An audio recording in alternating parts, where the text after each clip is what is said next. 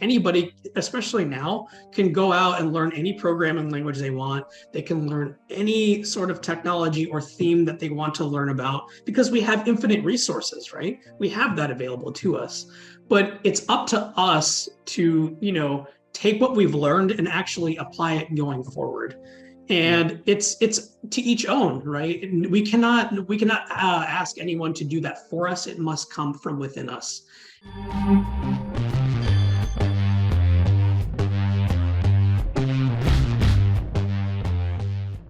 Welcome to the Leaders in Tech podcast. We focus in this podcast on interviewing leaders in technology that are helping their organizations grow exponentially. And by doing that, they're making the world a better place. And what a great privilege I have today to interview one of the senior vice presidents at Bank of America, Dhruv. Brother, welcome to the show. David, thank you so much for having me. It's a pleasure. Dhruv, for the audience, can you tell me your full name? Because English is my second language and it's hard to pronounce. And no worries. It's Dhruv Agnihotri. So I have an Indian name. So I grew up. I was actually born in India, but then my parents came here to the United States, and so I'm Indian American. That's beautiful. Tell me, whereabouts are you located? Because Bank of America is a multi-thousand person organization, right? Yeah, yes, it is. I'm actually located in the great city of Chicago. So I've been here about 4 years and have loved every moment. So yeah. Chicago. You have no accent, unlike me. How old were you when you came to the States? So I was probably like less than a year old. So that's probably the reason why. But yeah, when I was born, family moved right after I was born from India over to Indiana in the United States. So from Chicago, I grew up probably about 3.5 hours away from here. So moving to Chicago wasn't that far, but it was certainly something I was excited for 4 years ago. So tell me, you look like you're 28 years old. How can somebody at that age become a vice president of technology in a large bank? Well, it's been quite a journey, but how someone gets there, I think, is with a little bit of tenacity, determination, and also it takes the credit of somebody to believe in yourself. So I wouldn't have gotten to the opportunity that I have right now without somebody having the courage to actually take a chance and believe in me.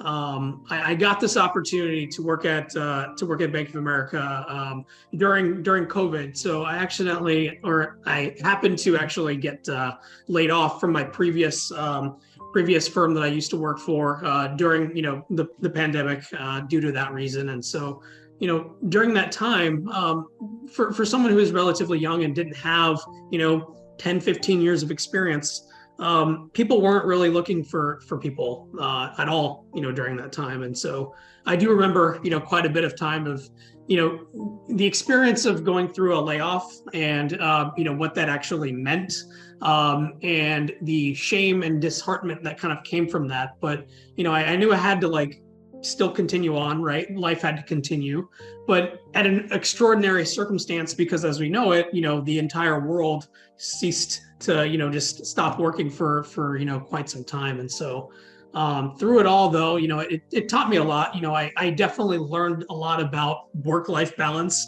I learned about the true things that are important, in life, other than just, my professional aspirations, whatever those may be. But it took a lot of tenacity to, kind of build myself up, build my philosophy back up.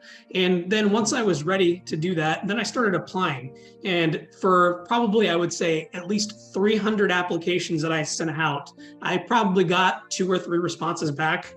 Wow. 2 of those responses ended up being no's after maybe 1 or 2 calls. But then one ended up being an opportunity where somebody who I didn't have any contact with before, who didn't know me, I didn't know them, and I didn't actually have any direct experience for the role that I was actually applying for.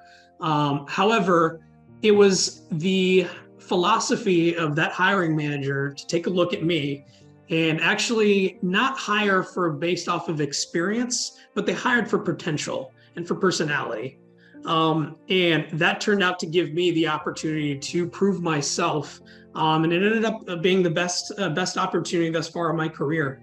And so giving that, a chance to, kind of come into fruition, it kind of allowed me to, jump the gun a little bit, come in with a little bit of a chip on my shoulder with, something to prove. But, 3 years later, I've kind of gotten to prove myself pretty well. So that in a nutshell is, kind of how I got to be where I am today. I'm going to break apart all these beautiful lessons that you just told me. By the way, I have a very similar story to you. When I was in my 20s, after computer engineering, I decided to open my own business, and it went horrible for 2 years, to the point that my wife was supporting the house until we decided that wasn't viable anymore. So I had to go get a job. And this is 1995. So I think 1995, 96, something like that. And back then, it was very hard to get a role as a software developer. So it was the same. I sent 300 resumes. I got 5 job interviews, and I landed 1 job. And exactly as what you said, the hiring manager hired me because of my potential and my attitude. Because everything that was required, I didn't know anything. All the programming languages that they listed, I didn't have a single one. And the funny part is that, after I got hired, about 6 months later, my boss took me out for lunch, and he told me, David, did you know that we had over 100 applicants and we chose you? I went through 3 job interviews, and I said, wow, why did you choose me? And he said, because you were the only one that was positive, the only one that asked questions to the screening panel, and you were the only one that looked confident. Nobody else did. And some people had the experience that we required, but I knew that you could grow into your role very quickly. And look at you now. Now you're producing already. And when I got hired, it was crazy because 5 people were in front of me to do this job interview. 5 people.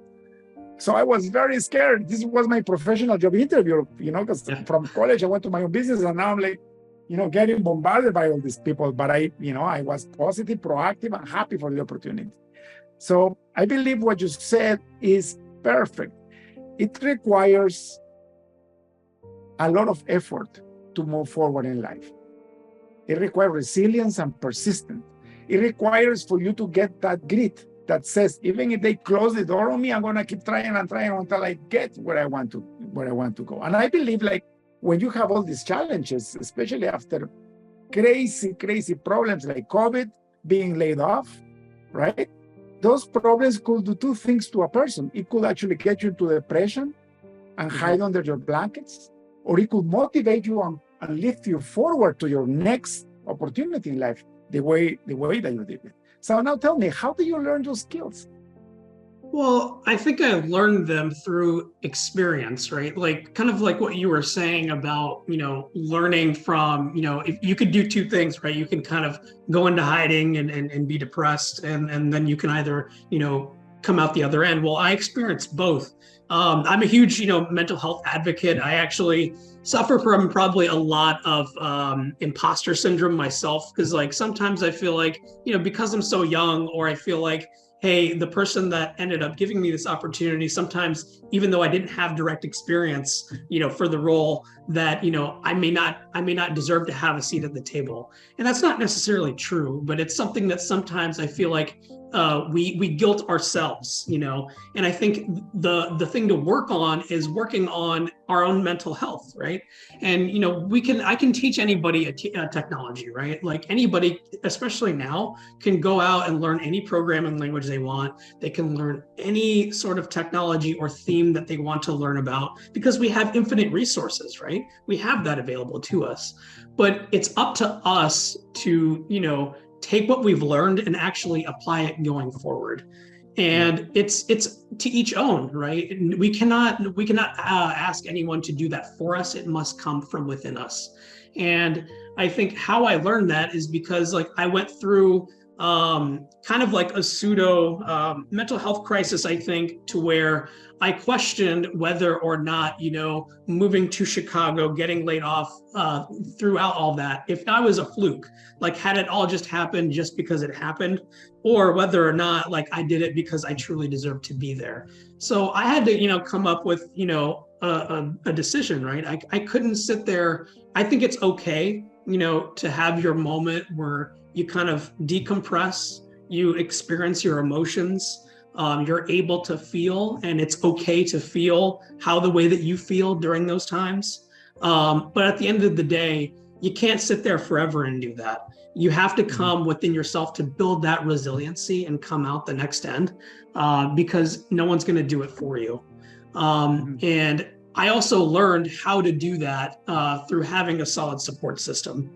I can talk about, the people that work now who have, helped me come to the next stage. I have a really good, the person who hired me is, now my mentor, who I go for any number of topics, not just professional, but personal things too. And then I'm also surrounded by a really good senior leadership team who has enabled me beyond, that next initial step. And how you get to, being, promoted to a VP position, you have to have someone who's also an advocate, because any person can, do a good job and, maybe they'll be happy with coasting wherever they're at. But in order to really go that next level and kind of, step up, if you will, you have to have somebody who's going to be arguing in your corner behind closed doors and having those conversations for you when you can't or don't have the chance to actually speak for yourself. So I think there's that saying, right? How somebody else speaks about you, behind closed doors as a reflection of, who they are and who you are. I think that goes a long way, especially, it at least has for me in my career. One of the things that I learned in life fairly early is that if you get a mentor, by the way, that's why we're having this podcast, because I believe so much in mentorship, because if you find somebody that has gone and achieved what you want to achieve, they can actually share the knowledge with you and show you where they failed, so you may skip those failures and go to the end goal faster. So if somebody took 20 years to build something, if they teach somebody else, they can probably do it in 2 years, right? Because all the lessons are learned. Actually, that's how we as humankind have evolved so fast, in technology especially, right? If you look at programming languages, I love technology, right? Like if you look at the third and fourth generation languages, they are building blocks that go all the way down to the hardware circuit board that only understands there is electricity, there is no electricity, zeros and one. And we have built based on that. So it's almost like even in hardware, you can see through software how we quickly exponentiate ourselves, because what we do with technology is we place mentorship in code, in source code. Isn't that amazing? So that when you're writing a high-level language now and it takes you, 10 minutes where it used to take you 3 days, it's because somebody else created those shortcuts and placed them through code, so you can just call those technologies all the way up. And now look at AI now, for example. You don't even have to code anymore. You can ask a prompt to write you a ping pong game, and that thing will actually produce it in any language you want. And that's where the life is going. But going back to mentorship, it was exactly the same way for me. And the minute that I stopped, listen to people that have achieved what I want to achieve, that is the time when it takes me longer. I believe I'm a Christian and I believe in the Bible. And if you look at the Bible, when the Israelites got out of Egypt, right? It says that God placed them for 40 years in the desert. And it takes about 40 days to walk from Egypt to Israel. But it took them 40 years. Why? Because they wouldn't listen. They wouldn't listen to the instructions. And isn't that in our lives too? Look at that. For you, like you listen, so you're actually compressing your career and you're achieving amazing results, right? Look at Mark Zuckerberg, for example. This guy became a billionaire. I think he wasn't even 30 yet. And he became a billionaire. Why? Because, well, he actually listened Yeah. to their mentors, right? Yeah, and I think it goes to speaking about once you realize the value that mentorship actually brings, I think it changes your perspective on, I think, a career outlook and things that I think, you really want in a job. Because I think that, especially in any climate, especially with, my career trajectory and how I have a little bit more longevity than I think, some others would. But I think that when you're able to identify things that are attractive to you in a position, not just the pay or the location or the work from home or not work from home, but it's not what you do, it's who you do it for. Because if you think about it, if you're going to spend 8 to 10 to 12 hours a day doing something, whatever that something is, and you're not going to be doing it alone, but you're going to be doing it with either somebody or for somebody, you want to make sure that, you and that other person get along. And I think that surrounding yourself with people who support you, who will help you grow, who will call things out when they need to be called out, but will also help you teach. Those are the type of people that will help you, become successful and achieve whatever goals, intermediate or, expert that you may have. I come from a family of teachers. My mother is a teacher, and so I know firsthand the importance of teaching and what education really does. But whether it's technical or non-technical, and the importance of sharing that knowledge and wealth. It's to the point that you have, whether it's cutting down on the time it takes to do something, increasing the efficiency, or if it's really just, I think, changing somebody's perspective. We talk a lot about diversity right now, right, in the workplace. I think the diversity of thought is something that I'm constantly learning about.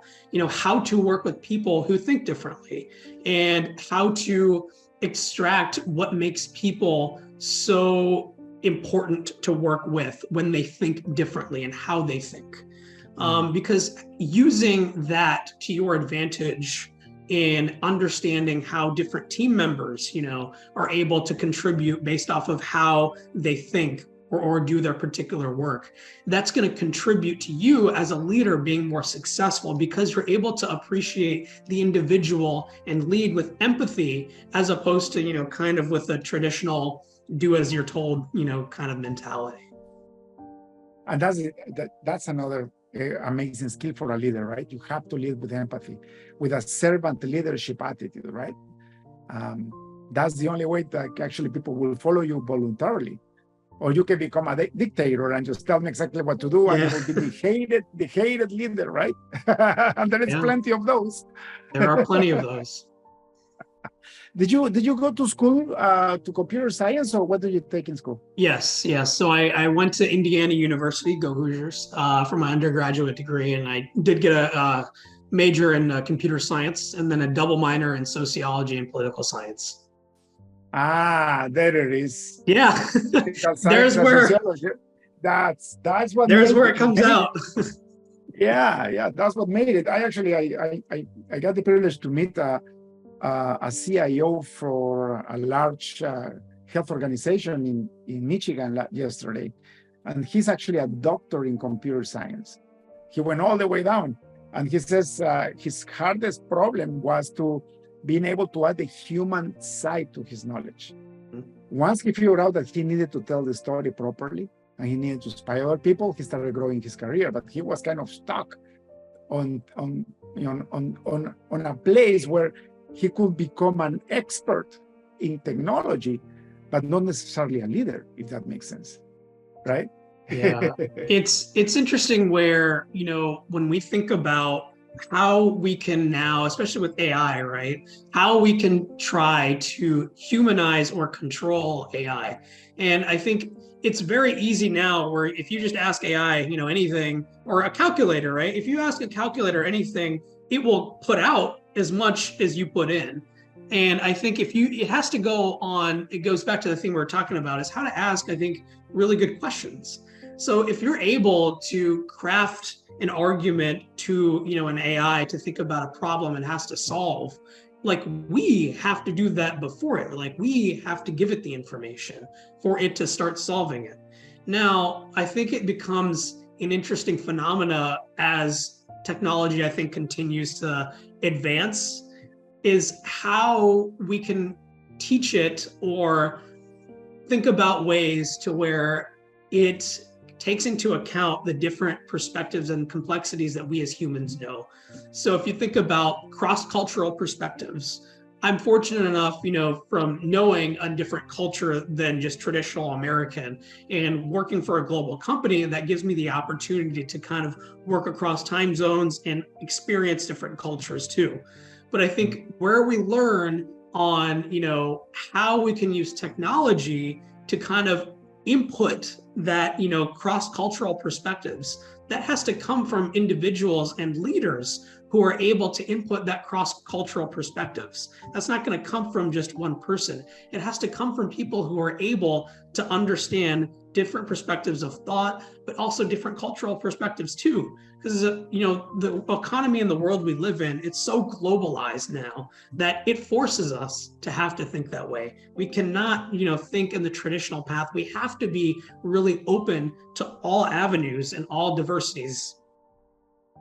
That's incredible. And for sure, and that's exactly what it is. And, talking about globalization, like if you look at the CIOs, or actually the CEOs for a lot of big tech companies now, there are people that come from India, right? And so that there is no longer that barrier where if you were not born in North America, you couldn't get ahead. For example, back in the 90s, that was the case. For me, it was very hard to get ahead in a North American culture, being from Guatemala, which is where I'm from. But now everything is so globalized, and thanks to technology and telecommunications, right? We're seeing this diversity and taking advantage of people, not by the color of their skin, but by the knowledge that they have and the human capacity that they have, which is beautiful, right?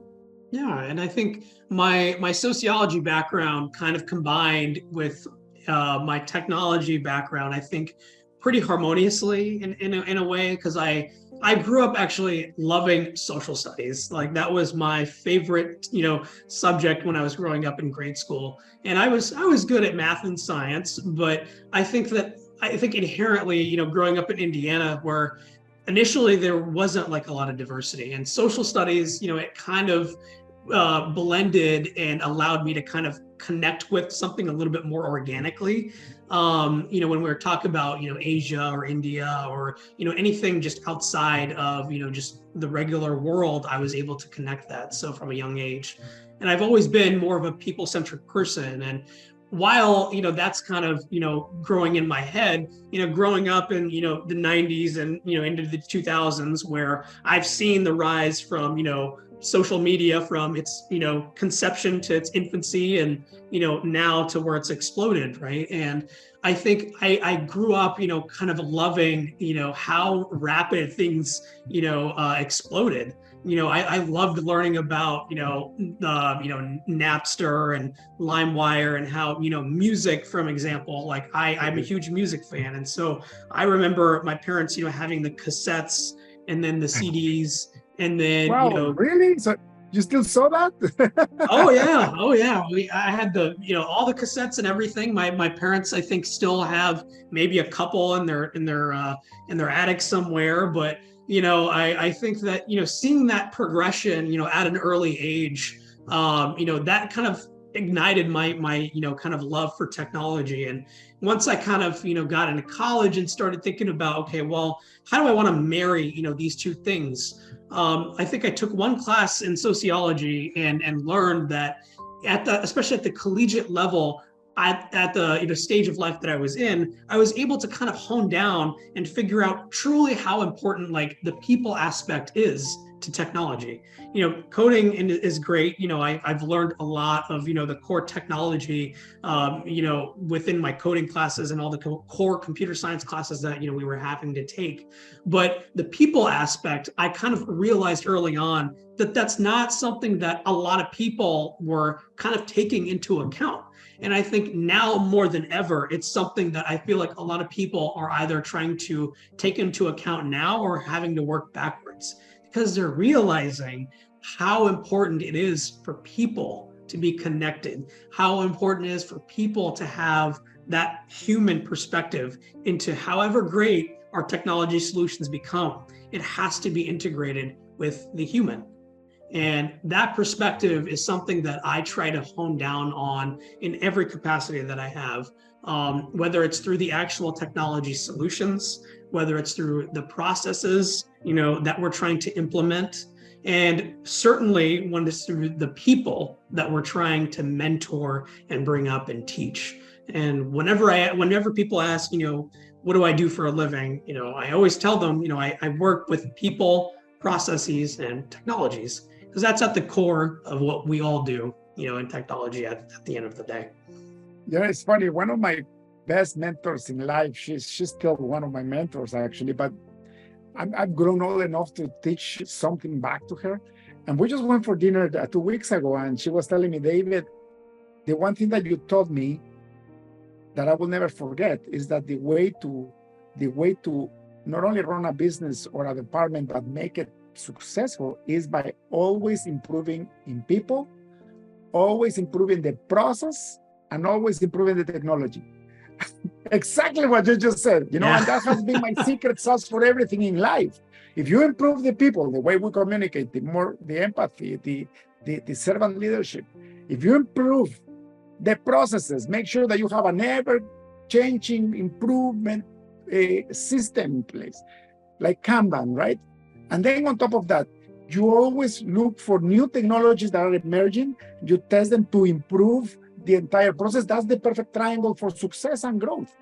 And people need to listen, because we don't have to be a computer scientist to do this in your life. Oh, you don't. And it's amazing how, like, if you're able to solve each of those, pillars, right? People, process, technology, it all comes down to, in my experience, it's not necessarily what you say, it's how you say it. And that mantra is something my mentor has taught me. And that's something I implement in a lot of areas in life. Because at the end of the day, like, if someone realizes your value and your potential, if you're kind of at a stage where you're trying to figure out, okay, hey, I've gotten my foot in the door, but I want to get noticed. It's not necessarily what you say, it's how you say it. And when you're able to, figure out how you say something or craft an argument, and keeping your audience in mind, then you'll be able to get noticed.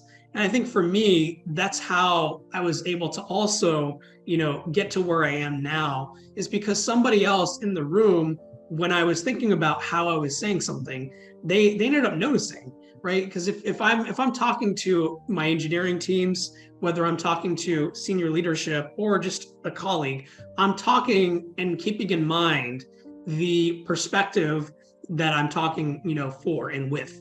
Because that framing of my argument and scope of conversation is going to differ from person to person. And that's not something you're going to learn out of a textbook, reading C code. You're going to learn that either by doing it or, learning from others, which is where mentoring comes in handy. And that aspect is something that has been, I don't think that, again, you can really teach that like through a book and through a normal teaching means. You have to teach it by learning and doing yourself. And that has transformed, I know, my career trajectory on, where I've come from and where I'm going to go for the rest of my life, truly. You're so right. And I wish I would have learned as fast as you did. My business, so I run a computer software company, right? So we build applications for companies to grow their profits. We do a lot of AI consulting too. Nowadays, we're actually transforming our business into an AI business. Well, all our software developers will become prompt engineers and architects, right? That's the future, by the way. In 5 years, I doubt you're going to have a traditional developer anymore. But talking about the way of communicating to people depending on where they are at in life and taking a look at their emotions. I was so bad at that in 2013, I said, that's it. I don't know how to do this. I give up. So I took a 1-year sabbatical.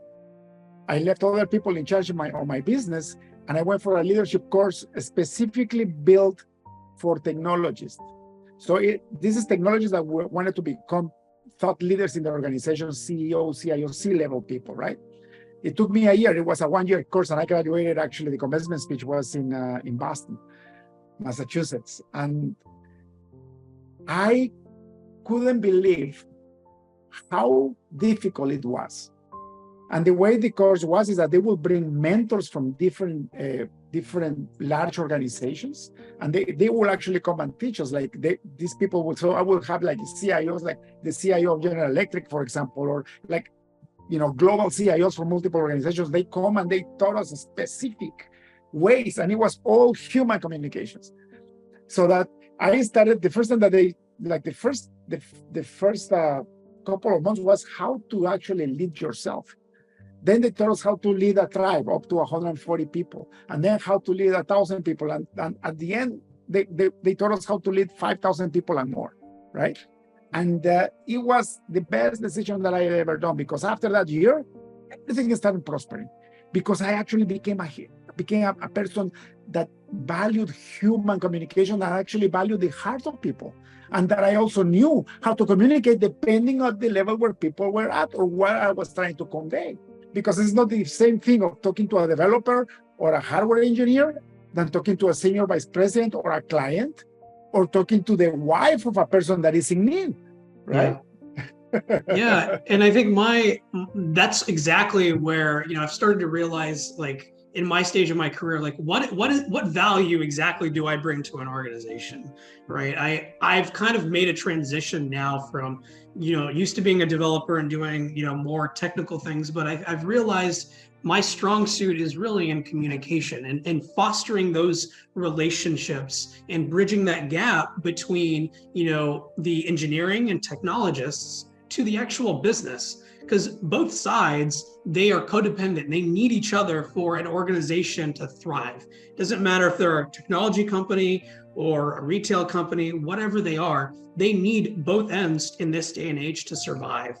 But it takes a certain niche group of people that are able to bridge that gap when one side wants one thing and the other side wants one thing.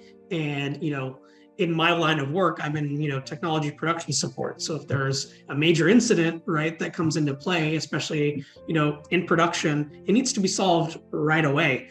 And having somebody that can communicate that from one side to another, that is so crucial, that it's something that I've found a love and a niche for, because it allows me to combine my love for technology and my also love for people. And when people are on the same page and are able to get along, but also understand the value and perspectives of one another, I don't think that there's a greater joy in what I want to do for a living.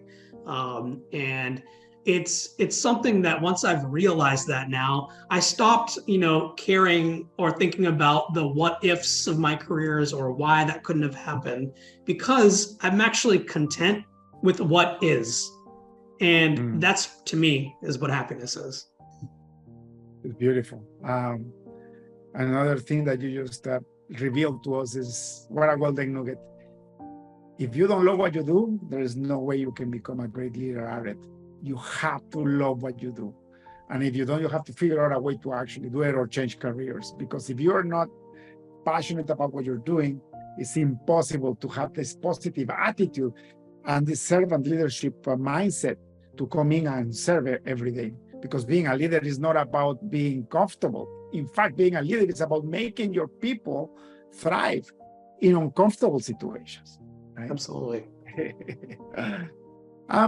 I really do appreciate your time. And I would love to close this podcast by asking you one last question. Yes. If you had access to a billboard, a big billboard, in front of the busiest highway on earth, what would you write in it? Wow.